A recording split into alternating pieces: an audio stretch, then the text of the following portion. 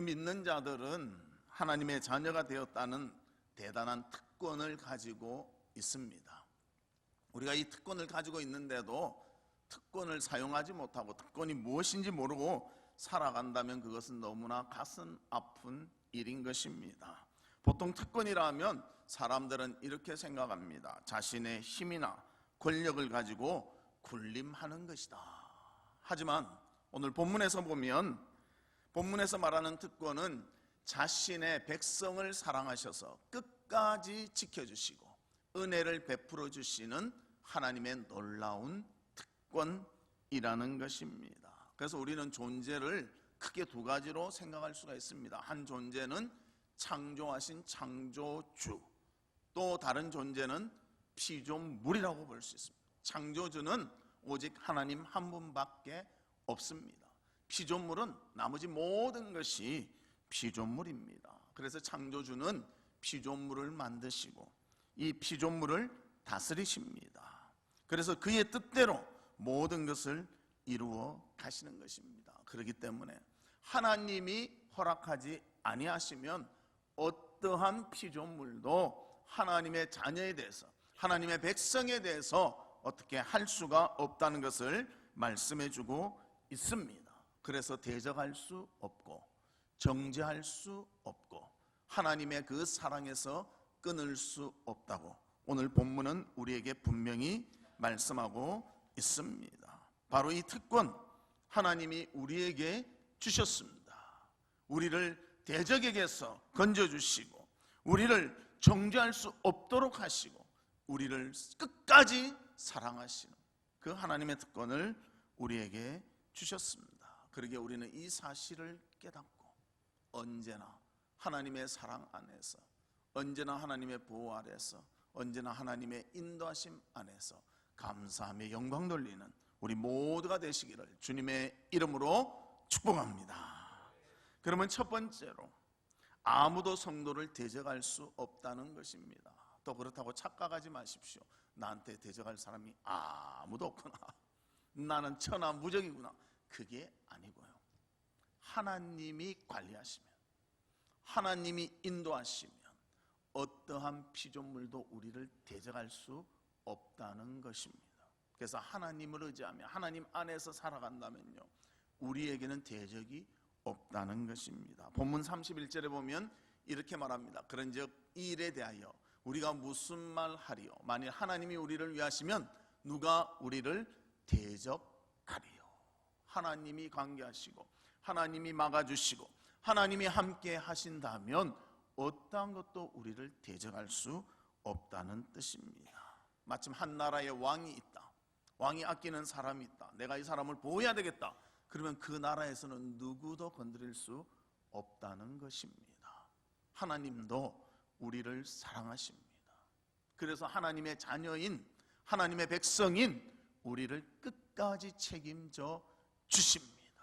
그렇기 때문에 어떠한 피조물, 하나님이 창조주이신데 하나님이 다스리시고 하나님이 모든 것을 인도하시기 때문에 어떠한 피조물도 우리를 공격할 수가 없다는 것입니다. 그래서 여러분, 하나님 안에서 살면요, 모든 것이 평안이요, 모든 것이 주의 은혜 가운데 살아가는 줄로 믿습니다. 이것을 잊지 마시기를 바랍니다. 어떤 사람들은 그래요. 좀 어려움만 닥치면요, 다 하나님의 보호 아래 있으면서 하나님이 그 어려움을 통해서 더 성숙하게 하시고 더 믿음에 굳게 서게 하시려고 하는 계획 가운데 하는데도요, 그것을 기다리지 못하고 불평불만하는 사람들이 있어요. 그럼 하나님께서 아휴, 아직 멀었구나, 너는 좀 더 훈련받아야 되겠다, 그리고 고난 가운데 더 두실 수도 있다는 것입니다. 우리는 너무 급한 것 같아요. 기다리지를 못합니다. 조금만 기다리면 되는데요, 그 한순간을 기다리지 못해서 실패하는 경우가 많다는 것입니다. 어떠한 세력도 하나님의 허락 없이는 우리를 해할 수 없습니다. 우리의 대적이 될 수가 없다는 것입니다. 그 하나님은 우리를 자녀로 인정하시고 보호하시고 사랑하십니다.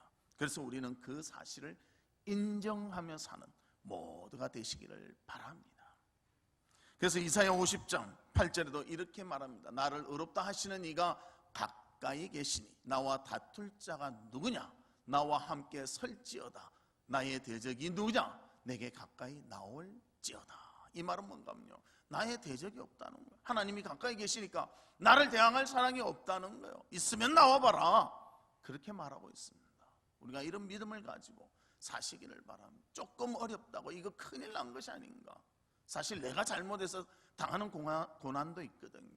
또 하나님의 허락해서 받는 고난도 있습니다. 그러나 우리는 하나님께서는 결코 우리를 대적에게 넘겨주시는 분이 아니라 그의 모든 관리 하에서 그것이 이루어지도록 인도하신다는 것입니다. 그것을 알고 하나님 앞에 믿음으로 나아가는, 하나님을 신실히 의지하는 우리 성도님들 되시기를 주님의 이름으로 축복합니다. 그래서 본문 32절에 보면 우리 한번 같이 읽어볼까요? 시작.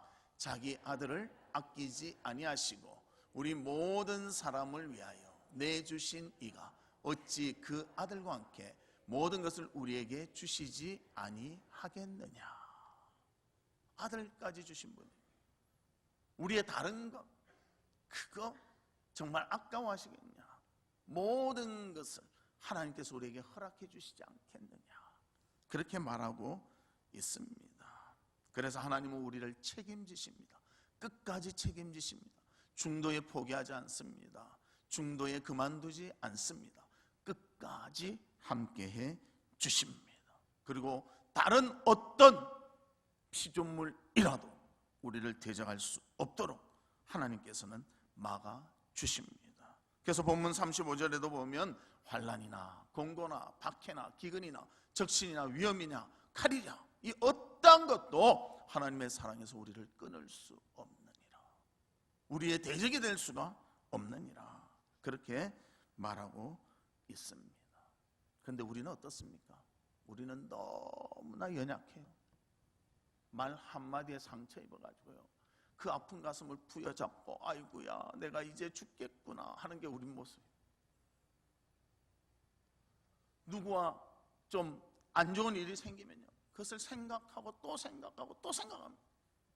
자면서도 생각해서 자다가도 벌떡 일어나서 이놈 했다가 보니까 없어. 꿈이었구나.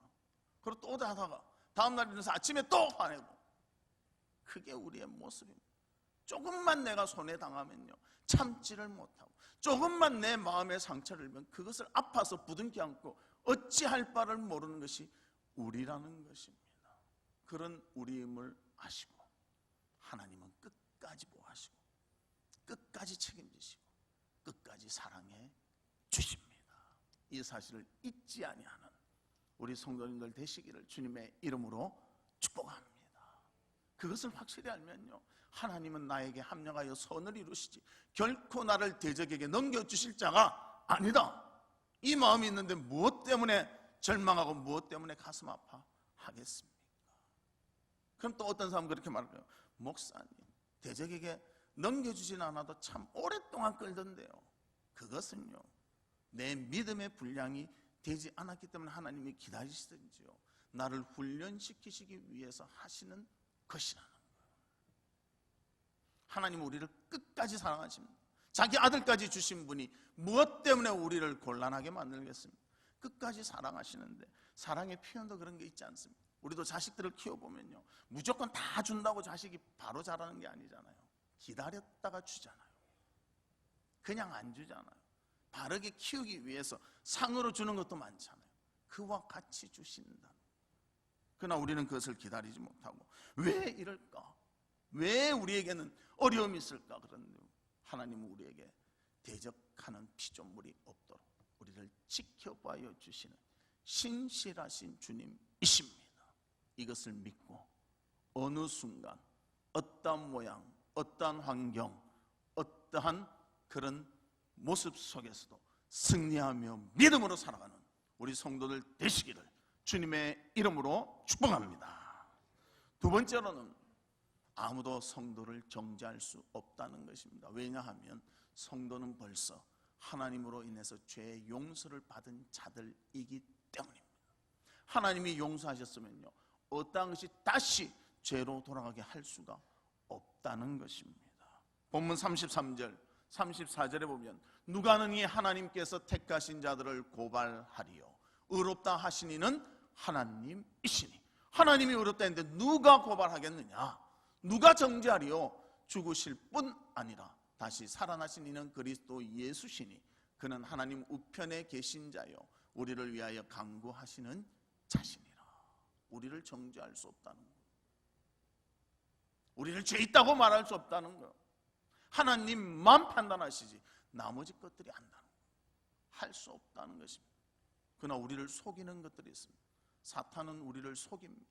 우리가 죄 용서 받아서 은혜 가운데 사는데도요, 아직 멀었어, 너 봐라, 너 죄 짓지 않냐, 너 하는 행동 봐라, 하나님이 기뻐하겠느냐, 이러면서 우리를 자꾸만 죄짐을 다시 지게 만든다는 것입니다. 하나님이 택하셨기 때문에 어떤 누구도 우리를 고발할 수 없고 어떤 누구도 우리를 정죄할 수 없습니다. 왜냐하면 하나님이 택하셨기 때문입니다. 그렇다고 우리가 처음부터 죄도 없었다 이런 것은 아닙니다. 처음에는 죄투성이었죠. 멸망받을 자였죠. 그러나 하나님이 우리를 사랑하시고 우리를 구해주시기 위해서 자신의 아들을 이 땅에 보내주셨습니다. 그리고 우리의 모든 죄를 대신해서 십자가에서 죽어주셨어요. 그래서 우리의 죄가 사해졌다는 거예요. 예수님이 한번 우리를 위해서 죽으시면요, 우리의 모든 죄가 사해지는 거예요. 예수님이 죽으셨는데도 불구하고 내 마음이 찜찜하다 해서 죄가 다시 살아난 거 아니라는 겁니다. 근데 우리는 그 사실을 믿는 것보다는 속아가지고 아이고야 또 죄 지었구나, 하나님 용서해 주세요. 그래서 어떤 사람은 그런 사람이 있지 않습니까? 부흥회만 하면 오늘 구원받을 사람 손 들고, 그 다음 주에 또 부흥회하면 또 구원받을 사람 손 들고. 그 구원 몇 번 받았습니까? 구원을 100번은 받았을 것 같아요. 구원은 한 번입니다. 예수 그리스도를 구주로 믿는 그 순간 구원 받습니다. 흔들리지 마시기를 바랍니다. 하나님이 구원하셨기에 어떠한 것도 우리를 정죄할 수 없습니다. 우리의 마음에 그런 생각이 든다면 사탄이 우리를 속이고 있다는 것입니다. 거기에 넘어가지 말기를 바랍니다. 우리는 죄로 인해서 멸망받을 자였습니다. 그래서 로마서 6장 23절 우리 같이 읽어볼까요? 시작.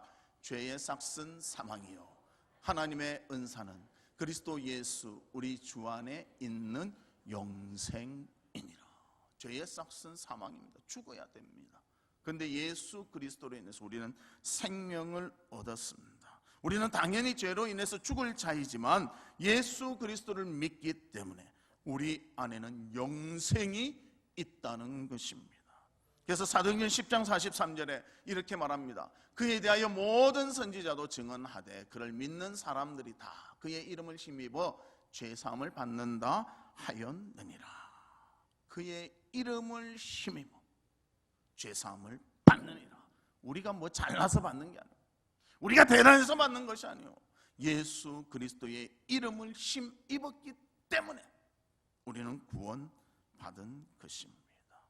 그래서 우리는 주로 인해서 죄사함 받았고 이제는 정죄함이 없는 것입니다. 이것을 선언한 자 하나님이십니다. 성도가 아닙니다. 어떤 지식 있는 사람이 아닙니다. 하나님이 선언하셨습니다. 그렇기 때문에 우리를 어떠한 피조물도 다시 죄로 정죄할 수가 없다는 것입니다. 그런데 많은 사람들이 사탄의 참소에 속아 넘어가기를 잘하는 것입니다. 그러나 사탄도요, 자기 마음대로 하는 것이 아니라 하나님의 허락이 있어야 모든 것을 할 수가 있습니다. 우리가 잘 아는 욥에 대해서 사탄이 참소를 합니다. 그는 하나님이 부자로 만들어 주셨기 때문에 하나님 잘 믿는 것이지 믿음이 있어서 그런 것이 아닙니다. 그때 하나님이 허락을 하십니다. 네가 한번 시험해봐라. 목숨에 대해서는 건드리지 말고 그의 믿음을 시험해보라. 그래서 믿음을 시험해보니까요, 그것을 감당했다는 것입니다. 그것도 하나님의 허락이 있으니까 사탄이 시험해봤죠. 하나님의 허락이 없으면 시험도 못 해봤을 거라는 거예요. 우리도 마찬가지입니다. 사탄이 참소합니다. 너 이래서는 안 돼. 너 이래 믿어서는 안 돼. 너 보니까 이렇게 해서 되겠냐? 하나님이 허락하셨어요. 그것도 하나님이 그에 대해서 믿음의 증진을 위해서, 성숙함을 위해서 허락하셨어요. 그럼 우리는 담대히 대항하여 이기면 되는 거예요. 근데 그거에 속아서 아이고야 나 죽었구나, 큰일 났구나, 나 이제 멸망하게 되었구나, 그렇게 하지 말고 정죄함을 하나님께서 용서해 주셨으면요 다시 없다는 것을 깨닫고 담대함으로 하나님 앞에 나아가는 우리 모두가 되시기를 주님의 이름으로 축복합니다. 그러나 사탄은 자꾸만 우리를 속입니다. 계속 속입니다. 계속 올무에 빠지게 만든다는 것입니다. 그래서 하나님의 말씀이 분명히 말해주고 있습니다. 로마서 8장 1절과 2절입니다. 우리 같이 읽을게요. 시작. 그러므로 이제 그리스도 예수 안에 있는 자에게는 결코 정죄함이 없나니 이는 그리스도 예수 안에 있는 생명의 성령의 법이 죄와 사망의 법에서 너를 해방하였음이라. 할렐루야. 우리는 이제 정죄함이 없습니다. 그러면 목사님, 사탄이 시험하고 이런 것은 뭡니까? 시험할 수 있지요. 그러나 우리가 감당해서 이겨야지. 믿음으로 감당해야지. 근데 믿음으로 감당 못하니까 속아 넘어가는 거예요. 왜 자꾸만 속아 넘어갑니까? 성숙에 이르를 수 있도록 항상 하나님 바라보고 살아가면요 속아 넘어가지 않습니다. 그러나 세상 속에 살면서 하나님을 보기보다는 세상을 보고 세상과 짝하다 보니까 자꾸만 속아 넘어가는 것입니다. 그래서 예수 안에 있는 자 결코 정죄함이 없다. 사탄은 계속 송사하지만 그것은 거짓 송사일 뿐입니다. 그래서 하나님의 그 사랑을 기억하며 하나님의 함께 하심을 기억하며 우리는 하나님 안에서 승리를 얻는 우리 성도들 되시기를 주의 이름으로 축복합니다. 인도 설화 중에 이런 이야기가 있다고 합니다. 한 사람이 제사에 쓰려고 산양을 가지고 내려오고 있었습니다. 그것을 멀리서 본 악한 세 사람이 그를 올무에 빠뜨리기 위해서 작전을 짰습니다. 그래서 첫 사람이 그를 만납니다. 그러고는 그렇게 말합니다. 왜 어깨에 다 죽은 개를 업고 가십니까? 그러니까, 아니요, 저는 싱싱한 산양을 업고 가고 있습니다. 그렇게 했다는 거예요. 또 두 번째 그 악한 사람이 만났습니다. 왜 당신 어깨에는 다 죽어가는 개를 업고 갑니까? 똑같은 말을 했습니다. 그러니까 나 분명히 산양인데. 그래서 내려서 이렇게 봤다는 거예요. 산양이잖아요 하고 이제 다시 어깨에 맸습니다. 세 번째 사람 만나니까 똑같은 말을 합니다. 왜 그래 다 죽어가는 개를 업고 갑니까? 갱가 하고 던지고 갔다는 이야기입니다. 왜 흔들리십니까? 진리의 말씀을 의지하고 하나님의 모든 것을 의지해야 함에도 불구하고 자꾸만 시험하면요 넘어가는 것이 사람이라는 것이. 내 모습이 참 예쁘고 좋은데도요 옆에서 아니다 자꾸 그러면 아닌가 그렇게 되는 게 사람 아니에요. 예수 잘 믿고 있는데도 아니다 그래 믿으면 안 된다 하면 딴 거로 믿어볼까? 그렇게 마음이 바뀌는 것이 사람이라는 것입니다. 여러분들 예수 그리스도를 주로 믿으십니까? 흔들림이 없기를 바랍니다. 어떤 것이 와서 우리를 정죄하더라도 하나님께서 말씀하시기를 어떠한 피조물도 나의 백성을 정죄할 수 없다고 하셨기 때문에 그것에 속지 아니하는 모두가 되시기를 바랍니다. 그러나 사탄은 계속적으로 우리를 넘어뜨리려고 합니다. 믿음에 서면 또 넘어뜨리려고 도전합니다. 그러나 분명한 하나님의 말씀을 의지하고 결코 정죄함이 없다는 이 사실을 기억하며 주님 앞에 믿음으로 바로 서는 우리 성도들 되시기를 주님의 이름으로 축복합니다. 세 번째는 우리 같이 합시다. 아무도 성도를 그리스도의 사랑에서 끊을 수 없다. 아멘. 여러분들 하나님 사랑해서 여러분들 끊을 피조물이 없습니다. 하나님은 여러분 언제나 사랑하십니다. 언제나 여러분 곁에 계십니다. 여러분의 필요를 채워주시고요, 여러분을 바른 길로 인도하시고요, 여러분들을 진리 가운데 서도록 함께해 주십니다. 잊지 마시길 바랍니다. 이제껏 하나님이 인도해 주셨어요. 간혹 샛길로 조금 갈지라도요, 다시 끌어다가 제자리 갖다 놓으셨어요. 그걸 다 경험해 놓고도요, 갑자기 뭐가 탁 나타나면 우리는 아차 하는 거예요. 그럴 때가 있지 않습니까? 내가 뭐든지 잘 알았는데 갑자기 우리 집 전화번호 물으면 갑자기 몇 번이더라, 03인가 051인가 하고 헷갈릴 때도 있잖아요. 저도 그럴 때가 있습니다. 우리 집에 전화를 하는데 핸드폰으로 하려면 031을 찍어야 되잖아. 그걸 안 찍고 그냥 찍은 거야. 왜 이래 전화가 안 될까? 나중에 보면 뭘 빼먹었어요? 031을 빼먹었어. 마찬가지로 주의 은혜를 빼먹고 생각하면요, 깜빡해가지고 다른 것을 할 수가 있다. 그러나 하나님은 처음부터 끝까지 우리를 사랑하십니다. 그것을 믿고 의지하며 살아가십시오. 인생 살다가 보면요, 힘든 일 많이 만나잖아요. 어쩔 때는 왜 내한테 이렇게 힘든 일이 겹칠까? 나는 왜 이럴까? 그럴 때가 있잖아요. 그러나 그 힘든 일이 나를 하나님의 사랑에서 끊을 수 없다는 거예요. 하나님이 끝까지 우리를 사랑하십니다. 잊지 말고 믿고 의지하시기 바랍니다. 이것을 잊지 않으면 승리하는데, 내한테 닥치는 어려움, 내한테 닥치는 고난, 이것 때문에 하나님을 생각한 것을 잊어버리는 거, 그때부터 실패가 오게 된다는 것입니다.